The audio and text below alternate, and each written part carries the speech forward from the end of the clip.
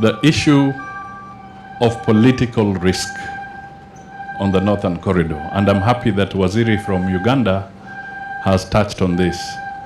But we must look at the element of political risk on the Northern Corridor.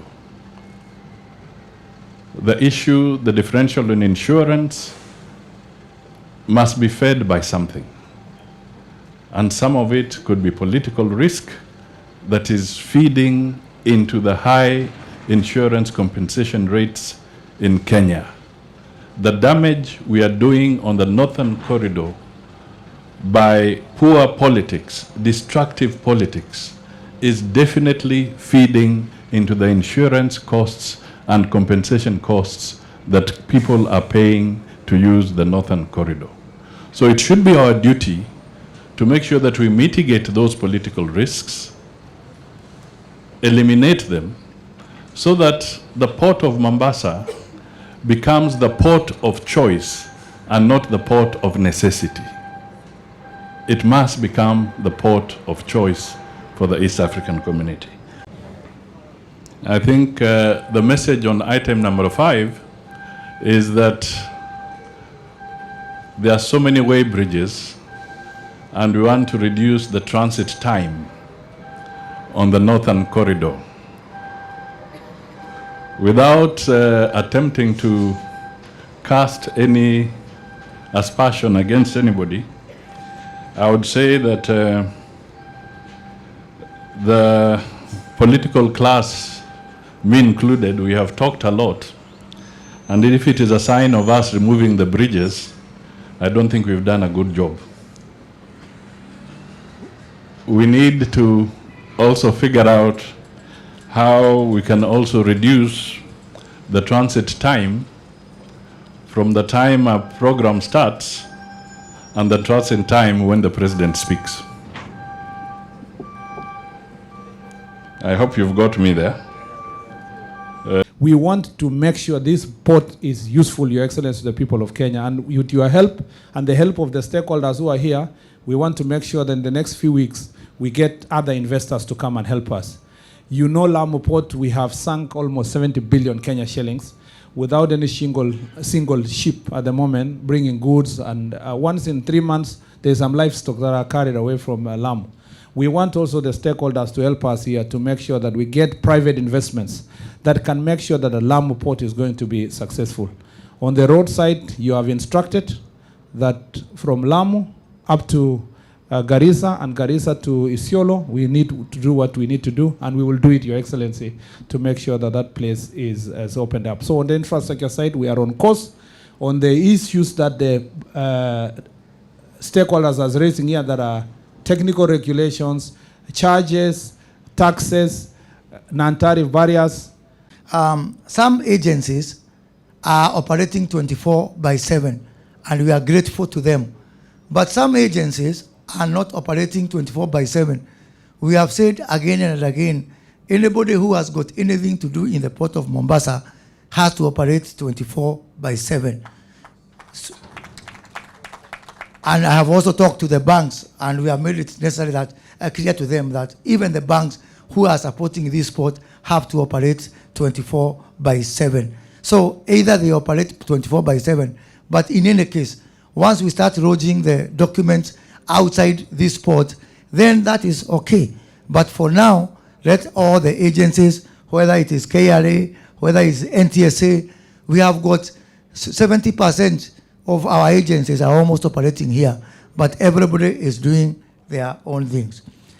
All the businesses represented here and many more in the last few days have suffered from the demonstrations that have happened in our country. This is a point that we cannot run away from, because we cannot have a situation, Your Excellency, where you are providing leadership to create an enabling environment for investments.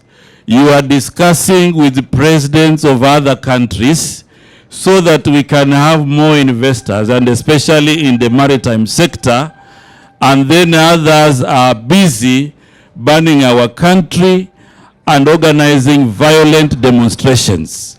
I think I want to say here that that has affected business, and one of the key businesses that has been affected is cruise ships. I think we've lost quite a number of tourists who have wanted to be here, but because of what they are seeing in the media, they have been able to cancel. And I think most of the stakeholders here have lost a lot of business arising from demonstrations that have been organized strategically, unfortunately, by people who are running government. Because if you have a former commander-in-chief, you have a former prime minister, you have a former vice president, instead of being key advisors to our president, they are the ones now who are ruining our economy. Your Excellency, even though I'm not a politician, but in the blue economy and maritime sector, I have to say this, Your Excellency, because it is hurting our business. It is upon Kenyans now to make sure that we remedy all this, because it is us Kenyans who lose jobs, who lose businesses. Let us not listen to people who are ruining our investment environment. DRC is now a member of the East African community. Nobody needs a visa to come to Kenya from Uganda, Tanzania, Rwanda as EAC. But DRC, we are asking them to have a visa to come here, despite the fact that they are members of the EAC. Your Excellency, toa sauti. And Batoto ba Mungu will be happy. I think we can do this because at least we are covered. We don't need any other. I know we have that bigger initiative of looking at the visa issue, but at least on this one, we don't even need to wait because they are members of the EAC.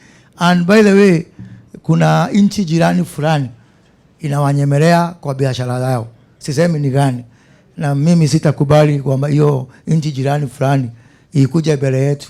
So I would want us to do whatever is required to integrate DRC into this EAC community fully, and the signaling through the issue of the visa, it will help us a lot in terms of trade facilitation. Non-tariff barriers, we have got non-tariff barriers from the way bridges. When the goods leave here Mombasa, they are weighed. Along the way, we have got Kenya with way bridges dotted all the way on the northern corridor. And we are wondering, how did the truck leave here with 10 tons, and then you somewhere in Voi, it becomes 12 tons or 8 tons. So we want to have one-way bridge at the point of exit, and probably at worst case scenario, maybe at the border of Uganda, we can have another way bridge if necessary. But if possible, we now have technology and we can be able to see if anybody has tampered with the goods. We have that capability. So we are asking you, Excellency, to talk to, this is now the exact reason why Murkomen was praising me. The practice in other parts of the world is that before any cargo lands in the port, all the pre-port operations are done in advance, whether it is imports, whether it is exports. And we want to have that here. We are about the only port in the world where we come here and we start procedures here. We want, by the time the goods land here, they just go straight through. We have a new slogan we have adopted, that the port is not a bedroom. It is not a place to keep the goods. It is not a storage. The port is supposed to be a transit area, and in this regard, we have requested the Kenya Revenue Authority to adjust their systems to enable us to be able to log our documents and our procedures the minute it leaves the other point of source. And the same thing with our exports. Before someone brings a container of avocado from Muranga, let us finish with the procedures from Muranga so that when the container comes in here, it just leaves without having to spend time here. Something to do with the visas. His Excellency the President has made several pronouncements on this, and he directed that a committee be set up to look into this visa issue. The committee has been set up under my office, and we have a committee that is working towards a visa-free regime. It is work in progress, and very soon, very soon, we are going to report progress on this particular item.